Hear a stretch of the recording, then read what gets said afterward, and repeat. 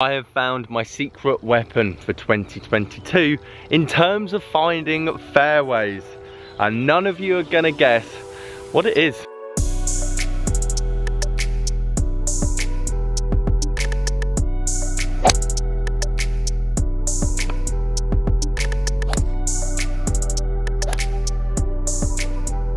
Now, I'm sorry, but if that sound right there doesn't turn you on, you're just watching the wrong channel.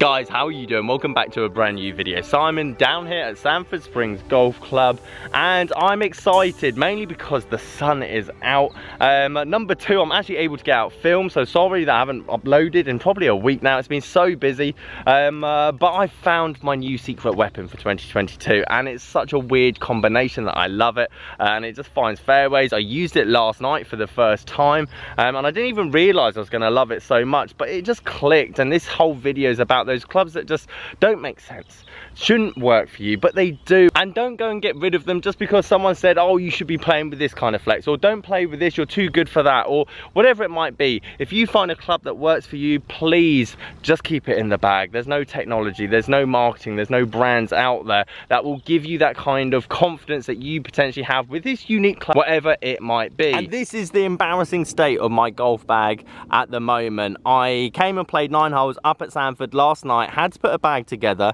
and it dawned upon me this is all I've kind of got. So I'm probably going to make a series over this week of me trying to find equipment within a week on a budget for an event that I have at Filford with Fairways, the company that you normally see me wearing in terms of the hats. And it needs to, well, let's just say my bag needs to be looking a lot better than this, a lot more well suited. I mean, let's be honest, even the grips, I mean, it's old. Obviously I still have my original putter, but we're using the crack face of the M1. We're using this exotic 3-wood that's got a very tall stiff shaft in it, but let's be honest, I never use a 3-wood ever. We've got some Cleveland wedges for the same gentleman, Darren, who sold me a load of clubs, load of bags, and my new secret weapon. So this is kind of a blessing in disguise. Yes, my bag is awful. Without my bag being awful, I wouldn't have found my new secret weapon, which is just obscene. And Niall, who I played with last night, will confirm how outrageous I hit this golf club. So before I tell you exactly what make, model, loft, shaft, everything else is club, that's not really the important bit, but I want to talk about why I love this club. The reason I love this club is that I've just got out of my car, got here onto the 27th on the lakes of Sanford, racked 3 balls up, first 3 swings of the day, and all of them are in play. 240, 250 yards down there. I mean, let's just listen to the sound. I mean, the sound of the thing is just like a gun going off. Obviously, long drive training is definitely helping, but I'm not practicing that much golf, hence why my bag looks the way it does. I mean, I'm not out here playing 9 holes. I'm not working on my short game. I'm not working on my putting or wedge play. We're in the gym 6 days a week. We're swimming, we're rowing, and we're practicing for long drive. So I need something that can just get me round a golf course, and any of you that have that 200, 220 yards plus club in the bag that just gets you forward. I'm not talking about fairway, but at worst case you're going to be in play, and that's exactly what this is. Yes, I could get my driver out and hit it 340, 350 somewhere forward. That's the issue, somewhere. I can't play Filford in this charity event and reload 20 different times because I haven't been working on my driver technique. So shot number 2, actually dead center in the fairway, but I kind of mishit it, hence why it's not that far down the middle. I mean, normally I'd be expecting to be at the bottom there, pretty much in line with that lake there. It's probably about 260, 270. My first one is actually by the bell, so that's gone 250 yards, and I imagine if we walk a bit further this way, we'll be able to find the pull shot, the hook that I normally fight on a day-to-day out on the golf course. Hence I have a very strong grip for long drive, but let's see how out of play I am with a bad shot with this club. Honest, I didn't have to walk that much further. Here we are. So I'd say offline I'm probably, well, there's mine in the middle, so I'm probably about 25 yards offline with a bad shot. That was essentially a snap hook, but we've still got a wedge into the flag, which is exactly what I need. Even though on the shot tracer it looks fantastic, that was so far out the hill, it was outrageous. But again, we are pretty much all the way up the fairway, just before the first bunker on the first of the lakes here. And here's the major flaw of this golf club. it's too accurate for myself. Meaning, when I had my Strixon utility iron and I regretted getting rid of it, the upside of that is I use driver everywhere because I couldn't find another club that was as consistent to be worthy of losing that distance between my driver. I'd say this goes 240 plus, my driver 300 yards plus. So it's got to be a level of consistency, so much so that it doesn't even worth thinking about using the driver. And the downside of that is that I'm hitting longer shots into all the holes. And I'm sure a lot of you guys that potentially have a club in the bag that's maybe your 5-wood or your 7-wood or your rescue, you're kind of constrained because it's so much riskier using the driver that you just opt out for your safety 200-yard shot. And even though that's probably great to, I don't know, shoot 80, 85, something like that, if you want to get down to single figures, you have to be blasting driver everywhere, taking advantage of those birdies. For myself personally at the moment, I think I'm more likely to break 80 with this in the bag than I am with my driver. That being said, it's a bit of a cheat stick and definitely isn't a long-term solution. Right, enough stalling. Here she is. Lynx VT 1 iron. 16 degrees of loft, and you can see how chunky this bad boy is.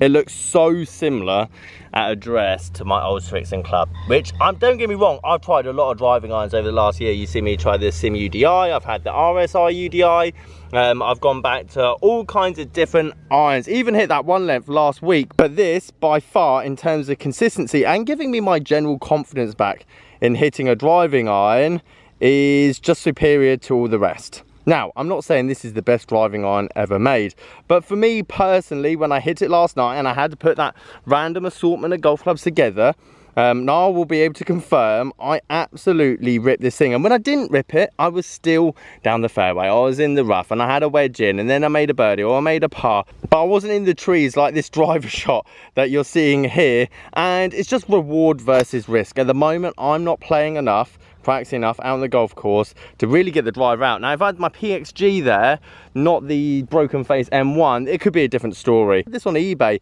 for about a week or so. As I say, Darren very kindly got in touch, sold me a load of stuff, and they're all quite unique. He had very long wrist to floor, or short wrist to floor measurements, I should say. So everything that he has pretty much cut down by 1 inch at least. So this club, this 1 iron here, is cut down by 1 inch, hence why the KBS label is pretty much under the grip there.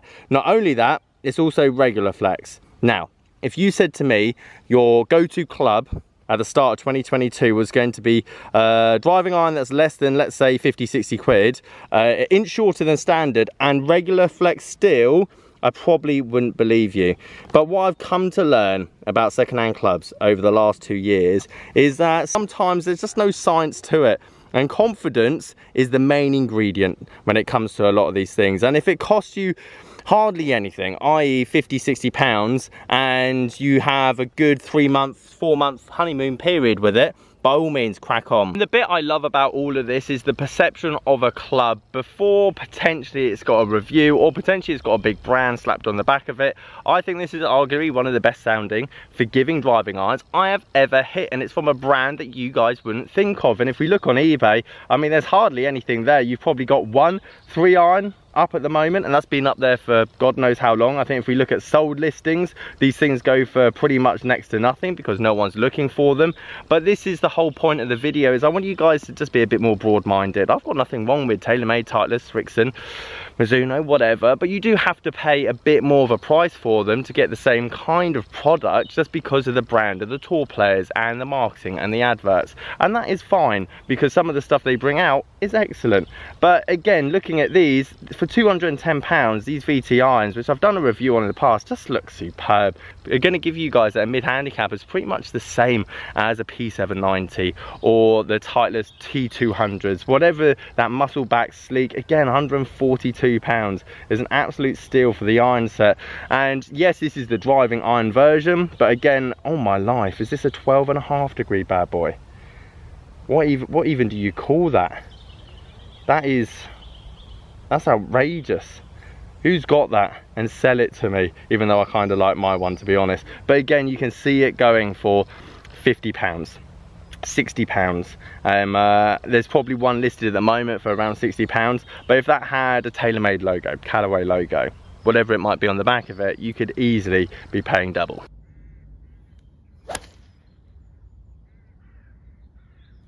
So guys, there's my new weird and wonderful combo that I've got on the top end of the bag.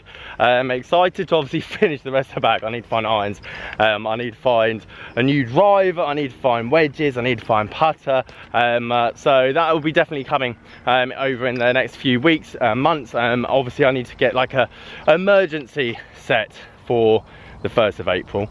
But that'll be a good day. Hopefully I can get some content from that day as well. Hopefully a few cool people there as well, which we can get on the channel, which would be nice. But if you like this video, leave it a like, subscribe if you are new. Catch you guys there.